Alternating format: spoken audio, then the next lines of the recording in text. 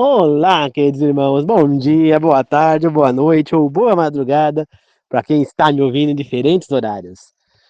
Que a graça do Senhor Jesus Cristo, o amor de Deus e a comunhão do Espírito Santo esteja com todos nós.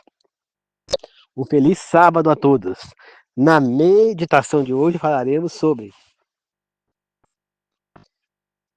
no livro do Apocalipse, todos os livros da Bíblia se encontram e se explicam. Antes de começar, queridos irmãos, gostaria de pedir que vocês pausem o vídeo agora, curtam o vídeo e quem não se inscreveu no canal, aproveita e já se inscreva no canal. 1, 2, 3, já. Pausaram? Curtiram o vídeo, se inscreveram no canal? Muito obrigado. Não esqueça de compartilhar o vídeo quando acabar. E quem quiser comentar nos comentários, fique à vontade. Vamos fazer uma oração para começar. Querido Deus amado, que o Espírito Santo me tome neste momento e me use para levar a mensagem do Senhor a vocês. Que possa todo mundo estiver com o coração aberto para aprender e evoluir, inclusive eu mesmo. Que todos juntos podamos aprender, pois aqui estamos todos no mesmo barco. Eu sou o instrumento que Deus usa, mas também sou o aprendiz. Estamos todos juntos aprendendo. E que as três maiores pessoas do mundo estejam conosco. Deus Pai, Deus Filho, Deus Espírito, que assim seja. Amém. Meus irmãos, o livro de Apocalipse, ele é composto por cartas. Cartas que foram escritas por próprio Jesus Cristo. Ou melhor, elas foram ditadas pelo próprio Jesus Cristo ao apóstolo João. Né? E ele é um livro profético. Né? Então, nós entendemos como um livro profético, apocalíptico, um livro que ele tem muita coisa escrita simbolicamente, que é preciso traduzir esses símbolos para que você possa compreender a mensagem que ele está querendo passar. Né? Por exemplo, o pastor que pegou, tinha mania de abrir a Bíblia aleatoriamente, ele abriu a Bíblia e caiu na parte do Apocalipse que falava que a besta saía do mar. Mas esse pastor, ele era um pastor abelhudo, ele ia por... Ele ia sem ter o conhecimento, ele não tinha o estudo adequado. Então, quando caiu naquilo, ele ficou sem saber o que falar. Né? Aí, ele fala o quê? Tá vendo? Por que nós não devemos ir na praia? Que a segunda besta vai estar lá. Entendeu? Algo totalmente estúpido, besta, né? Com todo respeito se alguém acredita nisso. Né? Mas agora, quando a gente entende que besta, existe algum animal que é uma besta? Não, não existe. Existe ser? Não, então é um ser simbólico. Da mesma maneira, quando fala dragão, existe um bicho chamado dragão? Até existe um animal que chama de dragão, mas o dragão que solta fogo pela boca, isso não existe. Existe um lagarto que é o lagarto do dragão, né? Então chama de dragão, mas ele não solta fogo pela boca, né? E ele é pequenininho, não é um bicho daquele tamanho como é a mitologia aí do dragão. Então, você sabendo que dragão é um animal mitológico, lógico que você vai ter que captar que dragão é uma palavra que está ali simbólica, que representa outra coisa. Né? Então, o que é o dragão? É um bicho que solta fogo pela boca. Então, o que está ligado ao fogo na Bíblia, aí, diretamente? Satanás, né? Fala com inferno, fogo. Então, logicamente, dragão se refere a Satanás, né? Como lobo também se refere a Satanás. Então, nós temos que entender que muitas palavras são simbólicas, outras são literais. Como já falei na meditação de ontem, por exemplo, Satanás iria ficar acorrentado durante um milênio. Estar acorrentado ou estar preso é simbólico. Né? Como é que eu vejo isso? Qual a diferença de simbólico para literal? Como é que eu vejo isso? Quando você vai ver na Bíblia, a própria Bíblia vai te responder. Né? Você vê que depois que fala milênio, por várias vezes é repetido, 1000 anos, 1000 anos, 1000 anos no capítulo. Então isso nos mostra o quê? Que é literal. Né? Agora, quando a Bíblia própria está explicando, falando, quando falou ali de Satanás preso, em nenhum momento a Bíblia está falando, ele vai estar acorrentado, vai estar numa cela de prisão, ele vai estar amarrado, vai estar preso num túmulo, vai estar preso em algum... Não. A Bíblia em nenhum momento fala isso. Ela usa sempre, para determinado assunto, a parte simbólica. Então ela tem que tomar cuidado com isso, né? No caso da besta que sai do mar, se refere ao quê? Quando falou que a primeira besta vinha da terra, né? A primeira besta ela já saiu do mar. A primeira besta saiu do mar e a segunda besta da terra. O mar representa o quê?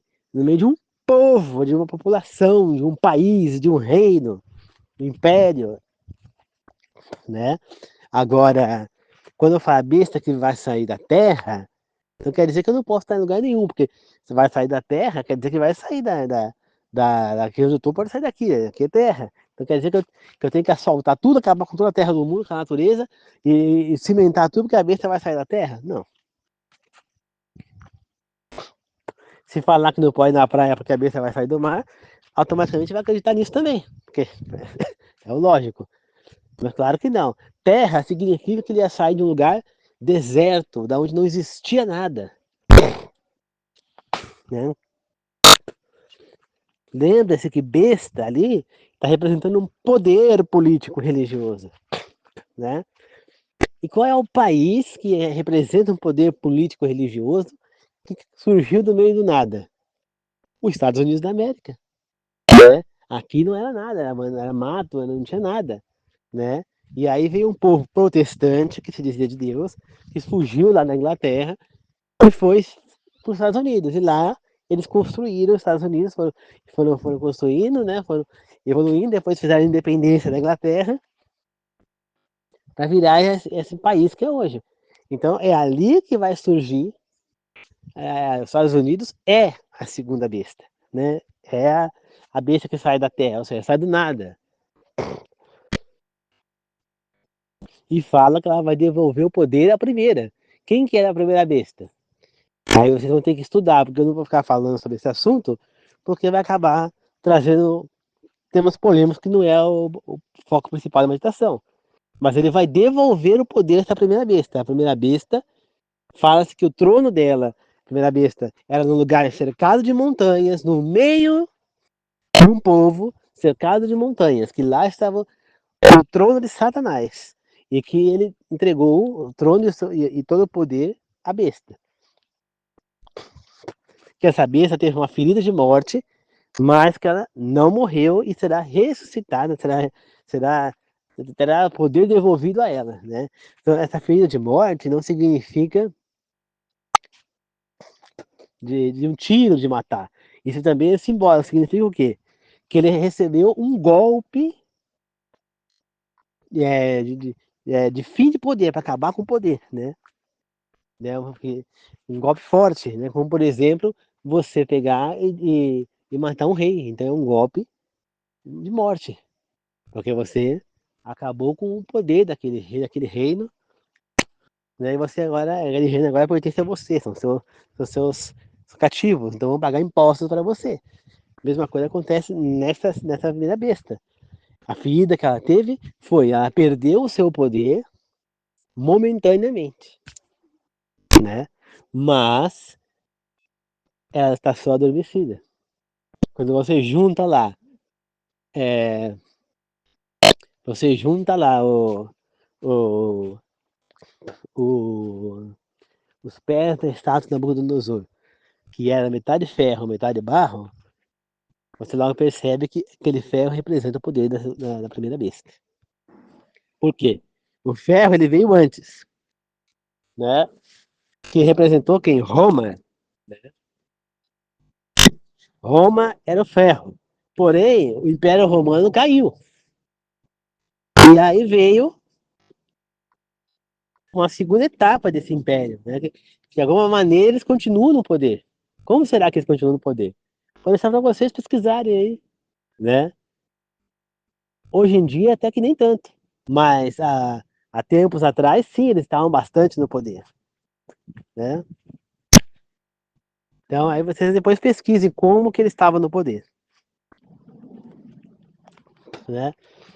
E o governo romano ele marcou o quê? Uma grande perseguição contra quem? Contra quem queria estudar a Bíblia, né? Essa perseguição durou 1.200 anos, se não me engano, está na Bíblia. Às vezes eu esqueço os números, né?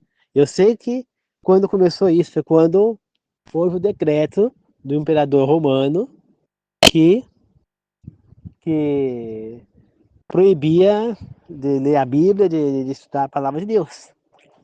E depois desse decreto veio, durou esses mil e tantos anos, que foi lá em 1798, se não me engano.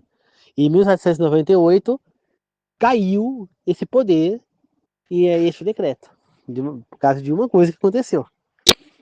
Vou deixar para vocês estudarem também, porque não adianta eu ficar falando e apontar coisas, porque acaba envolvendo coisas que vão fazer pessoas se distanciar da meditação, e não é essa a intenção. Então, então esta besta, ela permaneceu no poder, mesmo com Roma tendo caído do seu poder, essa besta, ela ainda continua no poder através de alguma maneira, porque o ferro continuou presente nos pés da estátua, né? Porém, esse poder, ele recebeu uma ferida ali, um golpe que era para acabar com o poder. Mas ele continua vivo, pois a, a, a pedra bateu, que veio lá, que é Jesus que bateu, foi o pé da estátua. Portanto, esse poder continua vivo, ele vai estar vivo até o fim. E a segunda besta vai devolver o poder à primeira, né? Então, isso está sendo escrito ali. Mas temos que entender que a besta é um rei, um reino, ou um poder político religioso. A primeira besta é Roma? Não, a primeira besta não era Roma. É Itália? Não, não é Itália. Era um poder político religioso que estava concentrado no Império Romano, dentro do Império Romano. E depois dentro da Itália, lá que era o Império Romano. Mas não era justamente o romano. Então, e agora vai vir o segundo poder político religioso, que é os Estados Unidos, que vai devolver o poder para esse poder que está lá dentro do Império Romano, né? Que agora é no reino da Itália. Esse poder continua lá. Ele está mais retraído, mas ele continua tendo certo poder no mundo inteiro, né? Então, queridos irmãos, nós chegamos à conclusão que o quê? E quando nós estudamos o Apocalipse, nós temos profecias. Jesus Cristo nos deu explicações que na Bíblia não estavam. Então, por exemplo, o livro de Daniel. O livro de Daniel é um livro profético e é um livro que é considerado o Apocalipse do Velho Testamento. Mas o livro de Daniel, principalmente as profecias ali contidas, é um livro que precisava de explicações para que a pessoa podia entender, né? E essas explicações, elas vieram dentro da onde? Do Apocalipse, né? Tanto que quando Daniel recebe lá as profecias, o que fala o anjo de Deus? Sela esse livro, porque ele não é para agora, é para os tempos do fim. Porque só lá as pessoas terão condições de interpretar o que está escrito aí. Nem o próprio Daniel conseguiu interpretar direito o que estava escrito lá. Né? Aí você vê que justamente neste ano, 1798, começou a surgir o quê? Né? Já dentro desse período começou a surgir os protestantes, né? Que começaram antes mesmo de 1998, já tínhamos Martinho Lutero, Zwingli e outros mais que estavam ali lutando para as pessoas terem acesso à Bíblia. Depois, quando cai esse poder que estava proibindo, aí então começa a vir outros. Daí surge quem? Guilherme Miller. E além dele, mais 60 pessoas também estavam estudando a Bíblia, principalmente as profecias de Daniel e de Apocalipse. Né? E aí foi quando Miller chegou à conclusão que a profecia de Daniel, que também de algo aparecido em Apocalipse, que ela se concretizaria no ano de 1844, 22 de outubro de 1844, se não me engano. Né? E o que aconteceu nesse dia? Todo mundo sabe, uma grande desilusão. Né? Uma grande desilusão. Pois todo mundo achava que Jesus ia voltar. Por quê? Porque Miller cometeu um engano. Ele estudou a Bíblia corretamente, ele fez o estudo da profecia da maneira correta, acertou tudo, mas ele só não interpretou uma parte, na parte que dizia o santuário purificado, né? Se ele tivesse parado para ler, provavelmente Miller, ele estudou Daniel, estudou Apocalipse, mas ele se esqueceu de estudar o resto da Bíblia, e principalmente lá na parte de Moisés. Se ele tivesse estudado lá quando Deus ordena que Moisés faça o tabernáculo, o que Deus diz a Moisés? Faça um tabernáculo com as dimensões que eu vou dizer. Ele será uma cópia perfeita do tabernáculo celestial no céu. Então, se Miller tivesse lido esta parte da Bíblia, ele compreenderia que o tabernáculo que o santuário que seria purificado era o santuário celestial no céu, né? E Miller achou que era a terra. Então, se a terra ia ser purificada, significa que Jesus Cristo ia voltar, né? Só que isso não aconteceu. Agora imagina, vamos se pôr nós no lugar dessas pessoas. Tá todo mundo lá, todo mundo estudando a Bíblia, e Miller convenceu as pessoas de que Jesus ia voltar. Miller ficou muito conhecido, né? E ele começou a pregar em várias igrejas, um monte de coisa, e as pessoas acreditaram em Guilherme Miller. E de fato ele era um homem que, sincero, realmente ele estava querendo levar as pessoas para Deus. Mas ele se confundiu. E aí todo mundo estava lá. Lá todo mundo sabendo disso. Quando começou a chegar perto de Jesus voltar, o que eles começaram a fazer? Se livrar de tudo que tinha, venderam as terras, se desfizeram de tudo. E ficava todo mundo, quando chegou no dia 22 de outubro de 1944, todas as pessoas que acreditaram em Miller se reuniram no alto de um monte juntas, esperando aquele momento de ver Jesus voltar. Mas o dia se acabou, Jesus não voltou. Aí falaram, vamos esperar o dia seguinte para ver se ele vai voltar.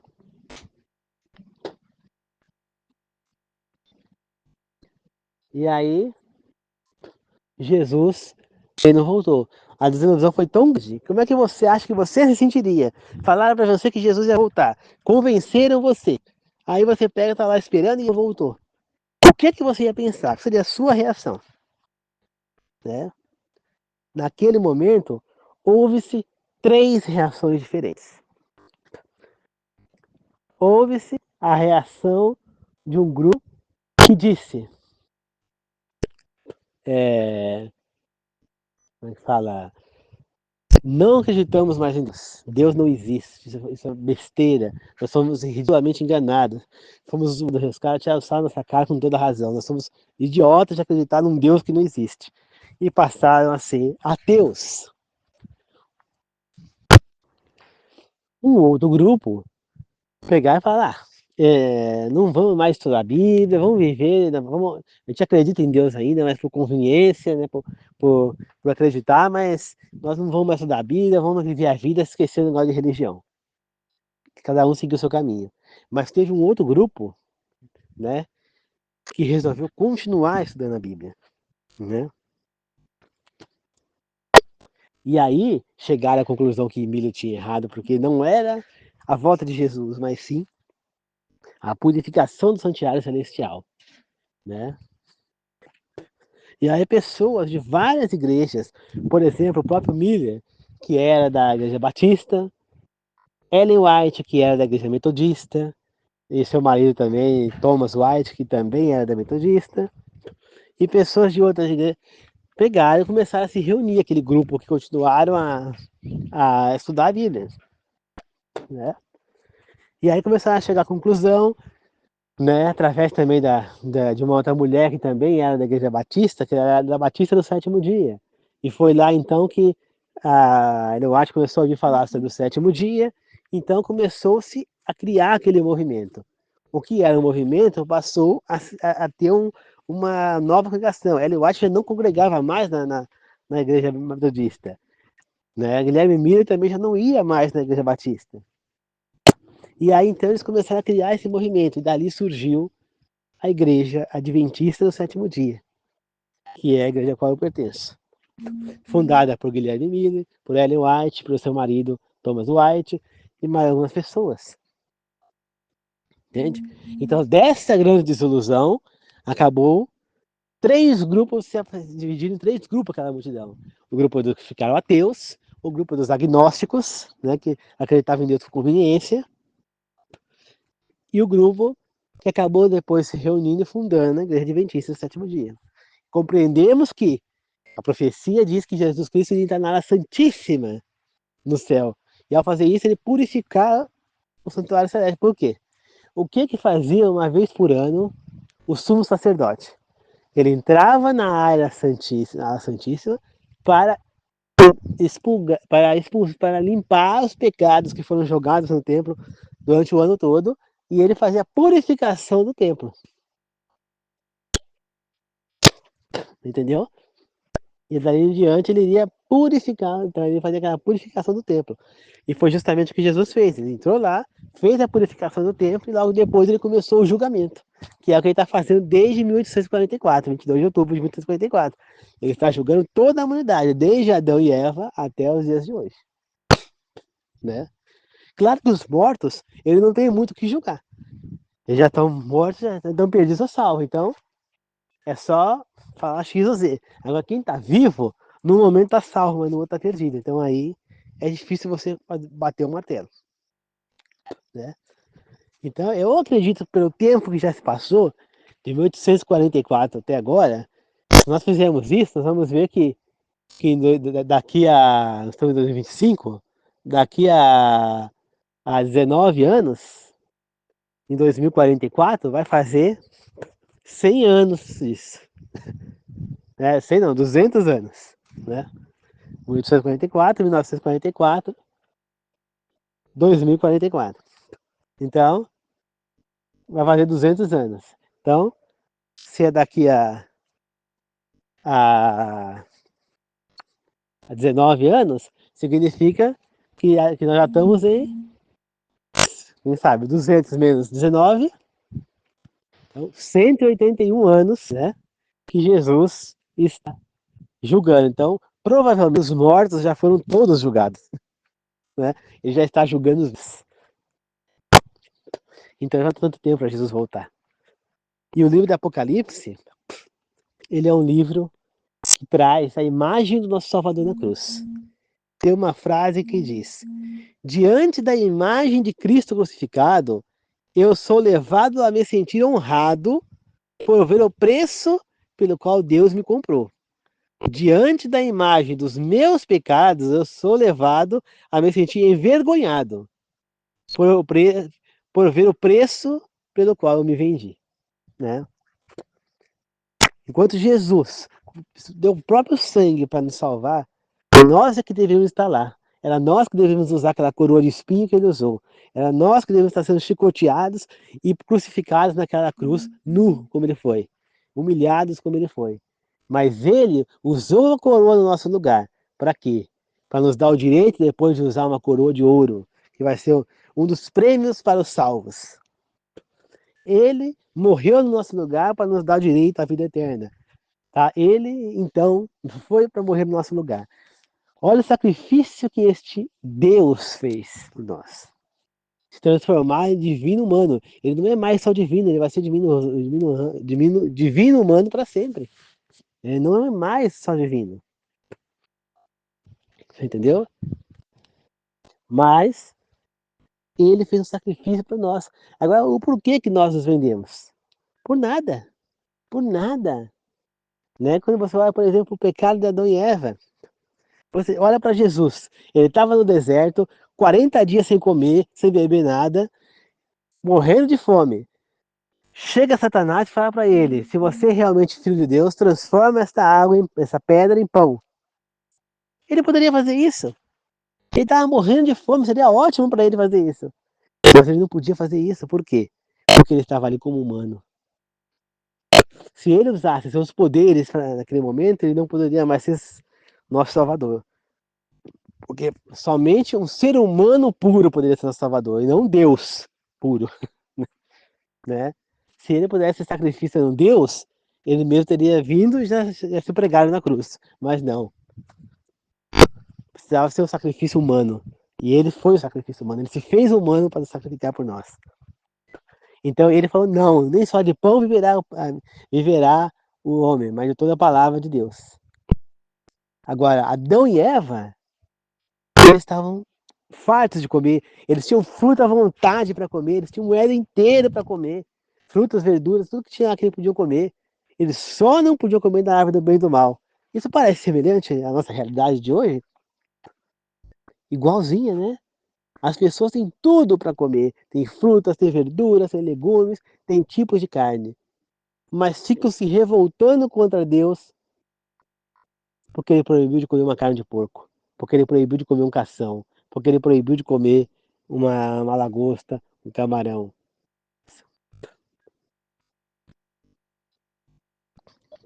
Compreende, queridos irmãos?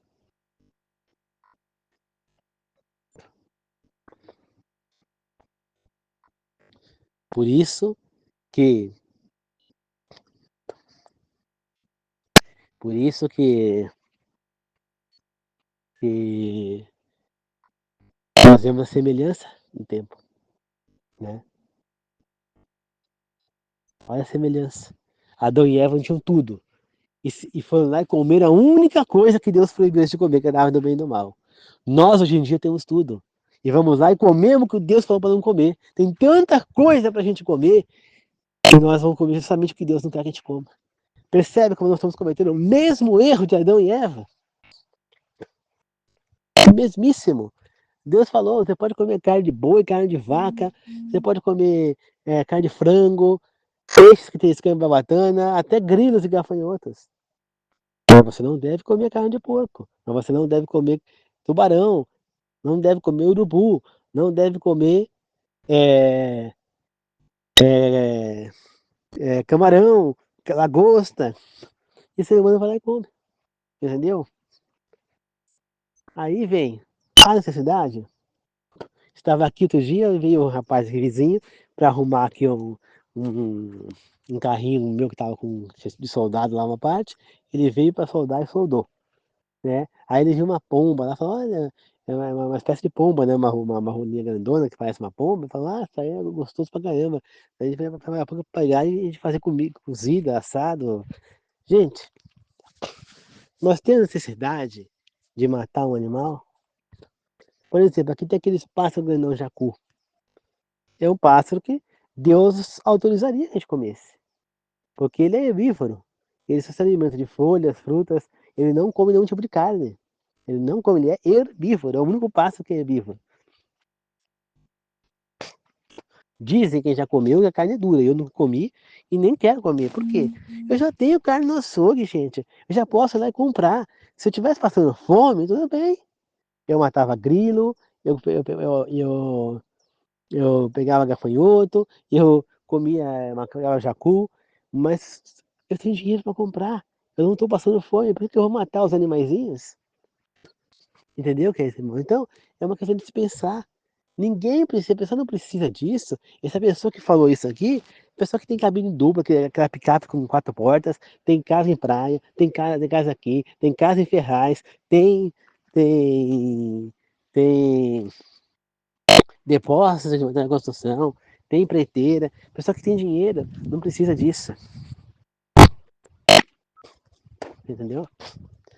Não precisa disso. Tá certo, queridos irmãos? Então é isso. Nós temos que entender isso. E quando a gente estuda o Apocalipse e a gente usa os outros livros da Bíblia, a gente vai conseguir entender. Então você vê, quando eu pego o Apocalipse, que eu acabei de fazer, falando da profecia da, de 1844, eu peguei o livro do Apocalipse, eu peguei o livro de Daniel, eu fui lá em Moisés para entender que Deus fez o santuário, fui lá em Levíticos, né? Primeiro foi em Êxodo, para a gente ver Deus ordenou fazer o santuário, depois é, eu fui em Levíticos para entender. Eu sou um sacerdote que entrava uma vez por ano para aplicar o santuário e assim é a profecia. Então, por isso que eu falei no início, o título da nossa meditação é esse, no livro de Apocalipse, todos os livros da Bíblia se encontram e se explicam. Porque nós precisamos ler a Bíblia por completo. O Apocalipse ele vai reunir tudo ali. Entendeu? Jesus Cristo deixou vários ensinamentos para a gente ali, que ele vai vir. Né? Em Apocalipse está revelado que a palavra de Deus é a espada de dois gumes, a palavra de Deus, que a palavra de Deus é a espada para a gente lutar contra o mal. Entendeu? Então nós temos a Bíblia, tem pessoas que têm a Bíblia como enfeite em casa, deixa aberta lá no Salmo 91 e acha que aquilo ali é para proteção, para proteger a casa. Não é isso que Deus quer. Ele quer que você estude a Bíblia, Ele quer que você se volte para Ele, que você tenha fé nele. A própria mulher, a mulher que estava pregando hoje na igreja, lá, a irmã da igreja, ela estava contando o caso dela, que teve com ela, né? Que ela foi buscar os netos, como ela faz todo dia na escola, eles estudam no colégio adventista lá em Mogi, e aí ela viu um durex, alguma coisa presa nas costas do neto mais velho, que tem acho que 10 ou 11 anos, 12 anos. E aí, ela por um instante, ela largou a mão do neto pequenininho, 3 anos. E foi tirar a coisa das costas do menino. Quando ela virou e olhou, o neto dela, 3 anos, já estava lá no meio da rua. Aí veio o carro, e o carro parou quase em cima do menino. Né? E ela viu ali a mão de Deus protegendo o neto dela. Entendeu? Então, ela cometeu um erro? Cometeu. Mas, né, ela não deveria soltar a mão de uma criança de 3 anos de idade. Né? Se ela for soltar, a gente fala pro irmão, segura a mão do teu irmão aí enquanto eu vou tirar o negócio das tuas costas. Mas ela não pode deixar ele solto. Criança de 3 anos não se deixa solto. Entendeu, queridos irmãos? Aprenda já isso. Se você tem filho pequeno, de 3 anos de idade, não deixa ele solto. Tá andando com ele na rua, segurando na mão o tempo inteiro. Tá certo? Tem mãe até pega e põe coleira no filho. Tem coleira para criança hoje em dia. Então põe a coleira para segurar o filho, mesmo que ele escape da mão, tem a coleira para segurar. Porque criança é terrível. Ela vai correr e provavelmente pro meio da rua. Tá certo? Então ali ela viu a mão de Deus. Né? Então, queridos irmãos, nós vemos que Deus, Ele é por nós. E se Ele é por nós, quem será contra nós? Não é? Então, não leia na Bíblia, tudo posso naquele que me fortalece e achar que você pode tudo que ele vai te fortalecer. Não é assim, entendeu? Ele está falando o quê? Que o que você precisar fazer na sua vida, ele vai te apoiar, vai te dar força. É que nem eu, por exemplo. Eu tenho problema nos braços. Mas quando a minha mãe caiu e ficou de cama, quando ela quebrou o fêmur, eu fui obrigado a assumir a casa. E Deus me capacitou para isso. Então ele me fortaleceu para que eu pudesse fazer isso. E eu cuidei de tudo para ela enquanto ela estava na cama. Você entendeu? Quando eu falar, o Senhor é meu pastor e nada me faltará, não significa que tudo que eu querer eu vou ter. Então eu quero ter um tablet, eu vou lá e compro o tablet. Eu quero isso, não. Tá falando, nada me faltará, significa o quê? Que o básico não me faltará. Que eu não passarei fome, necessidade. Que nada que eu estiver necessitando vai me faltar. Agora, um tablet, por exemplo, eu não preciso do tablet para viver, eu não necessito dele. Eu estou querendo ter um, é um auxílio para alguma coisa, mas eu quero um tablet, mas não que eu necessito. Tá? Então, não é uma coisa que é essencial para mim. Então, o essencial não vai faltar. O Senhor é meu pastor e nada me faltará. Então, nós temos que aprender a interpretar. Tá certo, queridos irmãos? Deus, Ele nos deu as profecias, que a gente estude as profecias. Tá? Quem quiser, no Mercado Livre tem os livros Daniel e Apocalipse, escrito pelo pastor Arilton Oliveira. É um pastor extraordinário, eu evangelizei com ele, entendeu? Ele foi um dos grandes mentores para mim, para me evangelizar, porque eu assistia a ele no Novo Tempo, no programa Bíblia Fácil, e ele era sensacional. Né? Foi através dele que eu até na época que me batizei, eu queria que ele tivesse me batizado, mas eu não tinha contato. Hoje em dia eu tenho contato com a TV Novo Tempo, hoje em dia eu até conseguiria, mas naquela época eu não tinha. Né? Então, eu queria que ele batizasse, porque foi com ele. Eu senti muito quando ele saiu do Novo Tempo. Né? Mas agora eu estou acompanhando ele pelo WhatsApp, então todo dia eu assisto a gravação dele das provas sabatinas que ele faz diária, né? Então, procure o canal dele lá no YouTube também, aqui no YouTube, que é muito bom, né? É um pastor extraordinário. E ele escreveu esses 2 livros que falam das profecias. Nós também temos as revistas bíblicas, Apocalipse, Revelação de Esperança, Apocalipse, Bíblia Fácil, Daniel. Então procure estudar as profecias, porque Deus, ele está já alertando, Jesus está voltando. Os sinais são incontestáveis. Estude as profecias, para que no momento certo você não seja enganado. Tá certo? E não tome a decisão de usar a marca da besta. Tá certo, queridos irmãos? Então vamos encerrar essa meditação. Foi uma oração de encerramento agora. Querido Deus amado, obrigado por mais essa meditação. Que o Senhor esteja comigo agora e sempre. Que eu me use como seu instrumento. Que possa me usar, queridos irmãos, querido Deus, para sempre estar ajudando os irmãos, trazer as pessoas a Deus. E para que eu também possa aprender e desenvolver. Prometo estudar ainda mais as suas profecias, pois eu quero estar preparado, não ser enganado. Se eu estiver vivo no tempo do fim, eu serei, não serei enganado e estarei contigo. Muito obrigado, meu Deus. Que assim seja, eu oro, agradeço e glorifico. Amém. Obrigado, meu Deus. Muito obrigado. Abençoa a todos os irmãos hoje e um feliz sábado a todos eles, Senhor. Que assim seja. Amém. Obrigado, queridos irmãos, que a graça do Senhor Jesus Cristo, o amor de Deus e a comunhão do Espírito Santo seja com todos nós. Um bom fim de sábado a todos, que Deus abençoe a todos. Amém.